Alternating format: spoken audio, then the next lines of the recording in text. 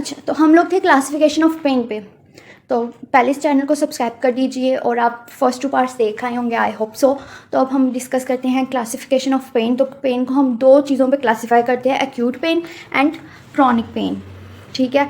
Acute pain क्या होते हैं? एक्यूट पेन वो होते हैं जो किसी रिस्ट्रिक्टेड एरिया में शॉर्ट टाइम के लिए किसी डैमेज टिश्यू की वजह से हो रहे हों। ठीक है, लाइक हेडेक थोड़ी देर के लिए हो रहा है तो वो एक्यूट पेन है। जो छोटे टाइम स्पैम के लिए, छोटे ड्यूरेशन के लिए हो रहा है और किसी ना किसी टिश्यू डैमेज या किसी ना किसी दूसरी वजह की वजह से वो रिस्ट्रिक्टेड एरिया में हो रहा है, तो वो हमारे लिए एक्यूट पेन होता है। और इसकी मोस्टली ड्यूरेशन 6 मंथ्स होती है। Once the damage tissue is repair the pain subsided. कि अब जैसे फ्रैक्चर हो गया या कोई दूसरी फ्रैक्चर्स हो गए, उनकी वजह से अगर हमारा पेन हो रहा है तो वो मैक्सिमम होता है ना कि इतनी दिनों में ये सही हो सकता है। तो वही चीज़ की इसकी मैक्सिमम ड्यूरेशन जो सी वो 6 मंथ्स है, जबकि हमारा वो टिश्यू वो चीज़ जो सी होती है वो रिपेयर हो जाती है, हमारा पेन जो है वो ख़त्म हो जाता है। और एक्यूट पेन यही चीज़ है कि आपको पेन हो रहा है, आप उसकी मेडिकेशन ले रहे हो, मेडिकेशन से वो मसला हल हो गया है, उस मसले के हल होने के साथ पेन भी ख़त्म हो गया। ठीक है। उसके बाद एक्यूट पेन जो सा है, it is characterise by the injury of the body tissues, activation of nociceptive receptors at the site of tissue damage. के नोसिसेप्टिव रिसेप्टर्स होते हैं हमारी टिश्यू साइट्स में, उनकी एक्टिवेशन जब हमें कोई चोट वगैरह लग जाती है तो नोसिसेप्टिव रिसेप्टर्स जो से हैं वो एक्टिवेट हो जाते हैं। उनके एक्टिव होने की वजह से हमें फिर पेन फील होती है कि अच्छा यहाँ पे चोट लगी, यहाँ पे पेन हो रही है, और फिर हम पेन किलर्स वगैरह लेते हैं तो वो काफ़ी इफेक्टिव होती है एक्यूट पेन के लिए हमारी पेन किलर्स। फिर वही बात जो हम इंट्रोडक्शन में डिस्कस कर रहे थे कि अगर हमें पेन ना हो, चीज़ों की स्टिंकिंग ना फील हो, चीज़ों पे वो अजीब सी एक होती है ना स्टिंग सी, वो एक अजीब सी फीलिंग्स पेन के साथ एसोसिएट की थी हमने। स्टिंकिंग की थी, पिकल की थी, कि प्रिकलिंग की थी, और पेन तो वैसे ही डिस्कस किया था। तो ये सब अगर हमारी अपनी चोट वाली साइड्स पे ना हो, जहाँ पे हमारी बॉडी डैमेज है वहाँ पे ना हो, तो हमें कतई पता नहीं चलेगा कि अच्छा हमारी बॉडी डैमेज है, कहाँ से डैमेज है। ठीक है। गैस हो, एसिडिटी हो, इवन गले का ज़रा सा ख़राब हो। ठीक है। हर चीज़ के लिए हमें फ़ौरन से पेन उधर उस स्पेसिफिक जगह में शुरू हो जाता है एज अ इंडिकेटर कि यहाँ पे कोई मसला हुआ है, अब इस चीज़ को चेक करवाएं। ठीक है। अच्छा, क्रॉनिक पेन जो होते हैं 6 मंथ से ज़्यादा के होते हैं। एक्यूट फेज हमने डिस्कस किया, मैक्सिमम 6 मंथ्स का हो सकता है। क्रॉनिक पेन जो से होते हैं ये 6 मंथ से लार्जर ड्यूरेशन के लिए होते हैं, और ये स्वीयर रिकरेंट एपिसोड्स होते हैं, माइल्ड टू स्वीयर।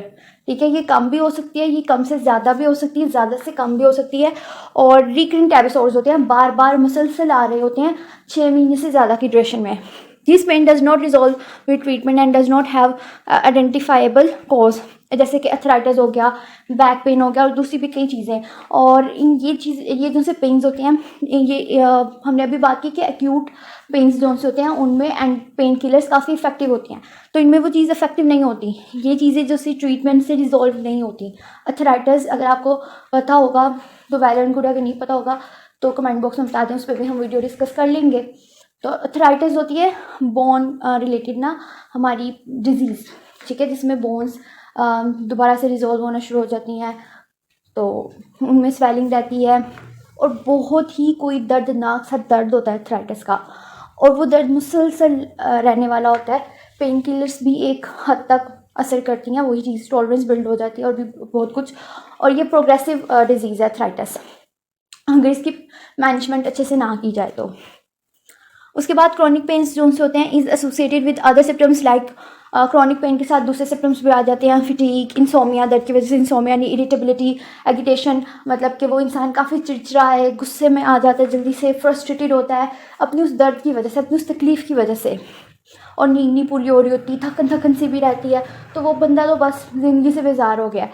उसके बाद it may not be cause by an injury, और ये किसी इंजरी की वजह से नहीं होगी। हाँ, एक्यूट पेन में हमने कहा कि अच्छा वो किसी टिश्यू डैमेज, किसी इंजरी, किसी इस तरह का किसी मसले से हुआ है जो कि 6 महीने के अंदर अंदर रिजॉल्व हो जाएगा।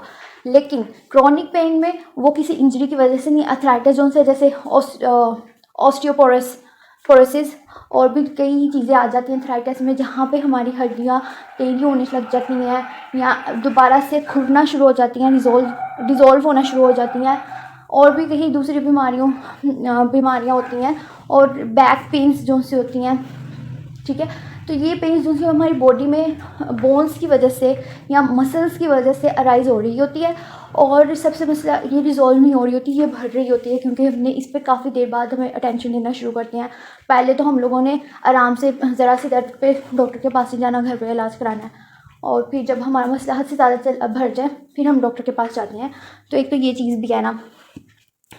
उसके बाद क्रॉनिक पेन जो से होते हैं, इट इज़ कॉज बाय वही चीज़ के क्रॉनिक कैंसर पेन होता है। क्रॉनिक कैंसर पेन होता है जब ट्यूमर प्रोग्रेशन की वजह से हो, कि जब हमारा ट्यूमर जो है वो काफ़ी प्रोग्रेस हो गया हो, उसकी वजह से भी, फिर ट्यूमर की वजह से भी एक दर्द शुरू होता है। मलेग्नेंसीज, ठीक है, और डिजेनरेटिव डिसऑर्डर्स लाइक अथराइटिस। वही अथराइटिस की हमने बात की, डिजेनरेटिव, कि जहाँ पे हमारी बोन्स जो हैं वो डिज़ोल्व होना शुरू हो जाती हैं, और काफ़ी स्टिफनेस आ जाती है बॉडी में, मसल्स काफ़ी स्टिफ हो जाते हैं, स्वेलिंग काफ़ी रहना शुरू हो जाती है। अब referred pain, it is a type of pain which is received at distance from the actual origin of pain, ठीक है। Brain misinterpret signals as coming from somatic region, कि हमारी दर्द कहीं और हो रही होती है और हमें समझ नहीं आ रही थी कि अक्सर दर्द कहाँ हो रही है। इसकी एग्जाम्पल मैं देती हूँ कि अक्सर मेरी ना गर्मी की वजह से लेफ़्ट आई में बहुत पेन शुरू हो जाती है। अब मुझे खिंचाव सारा जो है लेफ़्ट आई पे होता है, ठीक है, पेन सारा लेफ़्ट आई पे, लेकिन मुझे फील होता है कि लेफ़्ट आई के पीछे कहीं सारे मेरा दर्द जा रहा है, ठीक है। ये मिस इंटरप्रिटेशन है, दर्द मेरा लेफ़्ट आई पे ही है, ठीक है, लेकिन मुझे फील हो रहा होता है हाय ये तो यहाँ से यहाँ जा रहा है, यहाँ से वहाँ जा रहा है। और अक्सर ऐसे लोग कहते हैं दर्द यहाँ पे है, दर्द यहाँ से यहाँ जा रहा है, ठीक है। तो वो रेफर्ड पेन होता है कि वो ओरिजिनल रीजन से आगे पीछे इंसान बता रहा होता है यहाँ पे दर्द हो रहा है, यहाँ पे दर्द हो रहा है, मसला कहीं और होता है।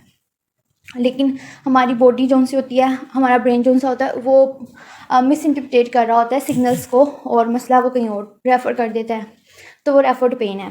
उसके बाद नोसिसेप्टिव पेन, नोसिसेप्टिव पेन होता है एक्टिवेशन ऑफ नोसी रिसेप्टर्स, ठीक है, नोसिसेप्टर्स। अब वो कैसे, इसमें देखें, ये है नोसियस पेरिफेरल स्टिमुलस। वो क्या है, हीट कोल्ड, के जब ज़्यादा गर्मी हो, ज़्यादा सर्दी हो, इंटेंस मैकेनिकल फोर्स और हीट कोल्ड, ओके, ये हमारे हैं stimulus, peripheral stimulus.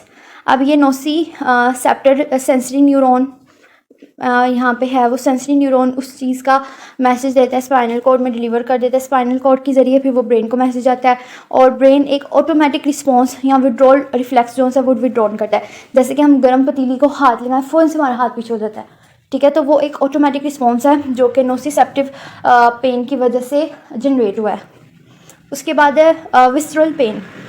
Visceral pain, it is caused by stimulation of receptors in internal organs, abdomen, skeleton, heart. अक्सर लोगों को होता है मेरे दिल में दर्द हो रही है, मेरी कोई हड्डी दर्द कर रही है, हाई यहाँ पे दर्द हो रहा है, ठीक है। तो हमारे जो से इंटरनल ऑर्गन्स है ना, उनमें लोग पेन जो है वो रिपोर्ट करनी है, तो वो विसरल पेन होता है कि जो हमारे इंटरनल ऑर्गन है ना, उनके रिसेप्टर्स उस पेन को स्टिमुलेट कर रहे हैं या रिपोर्ट कर रहे हैं, लाइक किडनी पेन हो गया, ये सब। उसके बाद है somatogenic pain. Somatogenic pain, it is caused by the real physical origin, मतलब कि fracture, injury in bones, joint, तो वो स्मेटोजेनिक पेन है, ठीक है। किसी फ्रैक्चर की वजह से, किसी इंजरी की वजह से जो दर्द हो रहा है, फिजिकल ओरिजिन है, उधर चोट लगी है और अब दर्द हो रहा है, तो वो स्मेटोजेनिक पेन है। उसके बाद है neuropathic pain. Neuropathic pain, it is the result from the direct injury और अल्टरनेशंस to nerves in the peripheral nervous system, diabetic neuropathy, alcoholism, etc. Okay, direct injury या फिर अल्टरनेशंस। न्यूरोपैथिक पेन्स होते हैं कि अल्कोहल और डायबिटिक न्यूरोपैथी। अब अगर एक बंदे को डायबिटिक हो ना, तो वो सर्वल पेन्स को रिपोर्ट करता है, और अगर बंदे ने अल्कोहल पिया हो तो भी वो सर्वल पेन्स को रिपोर्ट करता है कि यहाँ पे बहुत इंटेंस, लेफ़्ट साइड पे बहुत इंटेंस पेन हो रहा है, हेडेक बहुत इंटेंस किस्म का हो रहा है। फुल बॉडी पेन्स को रिजॉल्व करते हैं, लेग पेन्स को, फुट पेन्स को, डिफरेंट पेन्स को, ठीक है। अब अगर हम देखें ओरिजिन देखें, सारे टेस्ट करवाएं, सब क्लियर आएगा, लेकिन पेन उनको होगा तो वो न्यूरोपैथिक पेन्स है जो कि अल्कोहल या फिर डायबिटिक की वजह से हो रहा है उन लोगों को, लेकिन उसका कोई ऐसा ओरिजिन या ओरिजिनल प्रॉब्लम नहीं है, कोई टिश्यू डैमेज नहीं है, कोई डिजेनरेशन नहीं है, कोई ट्यूमर प्रोग्रेशन नहीं है, लेकिन स्टिल पेन है due to diabetic, alcoholism and many more, कोई भी दूसरी भी बहुत सी चीज़ें हो सकती हैं। ठीक है। Psychogenic pain, imaginary pain with no physical cause. Okay, ये साइकोजेनिक की जो बेस्ट एग्जाम्पल मेरे जहन में आ रही है ना, वो ये है जब अम्मी जान सुबह स्कूल के लिए उठाती थी और हमारे पेट में दर्द होता था तो वो साइकोजेनिक पेन है कि असल में वो दर्द नहीं है, उसका कोई फिज़िकल कॉज नहीं है, बस इमेजिनरी पेन है जिसको हम लोगों ने कहा है कि अच्छा है, और ये बाकायदा साइकोलॉजिकल डिसऑर्डर है। ठीक है। सोमैटिक डिसऑर्डर्स में आता है जिसमें इंसान रिपोर्ट करता है कि उसको ये चीज़ हो रही है, ये दर्द हो रहा है, लेकिन उसको अक्सर में वो चीज़ नहीं हो रही होती, और उसके लिए फिर हम बाकायदा उन पर थेरेपीज़ ट्रीटमेंट देते हैं उनको ये बावर करवाने के लिए कि अच्छा आपको पेन नहीं हो रही। तो ये वही चीज़ है कि पेन है नहीं, लेकिन साइकोलॉजिकली वो पेन फील कर रहा है। और बिलीव मी, हमें भी पेशेंट के साथ एम्पैथिक हो के कहना पड़ता है कि हाँ जी आपको दर्द हो रहा है। जब तक हम एम्पैथेटिक होकर उसको ये नहीं कहेंगे आपको दर्द हो रहा है, रैपो ट्रस्ट बिल्डिंग कुछ भी नहीं होगा। तो पहले यकीन कर लो कि हाँ है, आस्ते आस्ते उसको काउंटर चैलेंज करो, गाइडेड डिस्कवरी और भी बहुत कुछ। ओके, अब है पेन सर्कल, क्रॉनिक पेन। ठीक है। ट्रीटमेंट करवाया, ट्रीटमेंट के बाद फेलियर ऑफ ट्रीटमेंट के बाद psychological social consequences, loss of control, फिर रिलायंस ऑन मेडिकेशन, फिर डिपेंडेंस आ जाती है, डिपेंडेंस की वजह से पेन। कि क्रॉनिक पेन क्या है? क्रॉनिक पेन तुमने बात की कि वो तो मुसलसल होता रहता है जब तक जड़ ना ख़त्म हो जाए, और जड़ ख़त्म ही नहीं हो पाती। ठीक है। अब अगर कैंसर है तो हो सकता है, लेकिन फिर भी कैंसर ख़त्म, मतलब कि अगर मैलिग्नेंट कैंसर है और निकाल भी दिया फिर भी उस पेशेंट को बहुत ज़्यादा एहतियातें बताई जाती हैं, आपने ये नहीं करना, आपने ऐसे नहीं करना, और एक सेंसिटिविटी उसकी उस साइड पे रह जाती है। ठीक है, ट्यूमर साइड पे। और अगर अर्थराइटिस है तो मेरी पूछे ही ना, बहुत दर्द होता है अर्थराइटिस का। तो अब क्या है कि वो कोई क्रॉनिक पेन है जो कि एक्यूट पेन की तरह पेन किलर से रिलीव नहीं हो रहा, बल्कि उसका एक ट्रीटमेंट करवाना पड़ रहा है। वो लाइन ऑफ ट्रीटमेंट फॉलो करते हैं, लेकिन वो ट्रीटमेंट ज़्यादा इफेक्टिव नहीं है और उससे प्रॉब्लम प्रॉपर क्योर नहीं हो रहा, तो उसको हम फेलियर ऑफ ट्रीटमेंट कह रहे हैं। ठीक है। अब फेलियर ऑफ ट्रीटमेंट के बाद फिर अब इंसान psychological and social consequences face कर रहा है, क्योंकि उसको दर्द है, उसने इलाज करवाया, उसको फिर भी नहीं दर्द हो रहा, फिर भी दर्द नहीं कम हो रहा या ख़त्म हो रहा। तो अब इंसान एक चीज़ इंसान को दर्द दे रही है और उसका वो इलाज भी कराए, फिर भी वो ना ख़त्म हो, इतनी कोई मायूसी, नेगेटिव फीलिंग्स, नेगेटिव थिंकिंग उस बंदे में आएगी ना कि उसको अपना सोशल भी, वो आइसोलेशन में भी जा सकता है, डिप्रेशन की तरफ भी जा सकता है। तो यहाँ पे साइकोलॉजिकल एंड सोशल कॉन्सिक्वेंसेस ये सारे हैं। उसके बाद लॉस ऑफ कंट्रोल। अब वो दर्द और उसकी नेगेटिव फीलिंग्स उसको इतनी ज़्यादा अजियत में डाल दी है ना कि उसका अपने आप पे काबू नहीं है, और वो फिर क्या करता है, मेडिकेशन पे मेडिकेशंस लेता है। फिर वो ज़्यादा मेडिकेशंस लेने की वजह से एक डिपेंडेंसी डेवलप हो गई है। अब उस डिपेंडेंसी के बायस क्या है कि अगर अब वो मेडिकेशन नहीं लेगा उसको दर्द होगा, और उस मेडिकेशन के विड्रॉल इफेक्ट्स भी उस बंदे पे नज़र आएंगे। ठीक है। और अब अगर मेडिकेशन में डिपेंडेंसी डेवलप हो गई है, वो मेडिकेशन से विड्रॉल हो जाए, फिर कितनी कोई दर्दनाक हालत उसकी होगी, और वो दर्दनाक हालत फिर क्रॉनिक पेन में आ जाके फॉल करेगी। तो ये एक पेन साइकिल है क्रॉनिक पेन का। ओके, अब हम लोग क्लासिफिकेशंस पे, पेन साइकिल पे अपना टॉपिक एंड करते हैं, और नेक्स्ट वीडियो फिर हम बनाते हैं द पेन पाथवेज पे। आई होप कि आपको वीडियो अच्छी लगी और समझ आई हो, कुछ चीज़ गलत या सही ज़्यादा लग गई है तो फिर आप कमेंट में बता सकते हैं। We will discuss on that term या on that particular thing on the comment, और लिंक सारे आपको डिस्क्रिप्शन बॉक्स में मिल जाएंगे। सब्सक्राइब मस्ट करें, सब्सक्रिप्शन का बटन दबा कर ही यहाँ से गुजरिएगा प्लीज़, गुजारिश है। अल्लाह हाफिज़, टाटा, बाय बाय।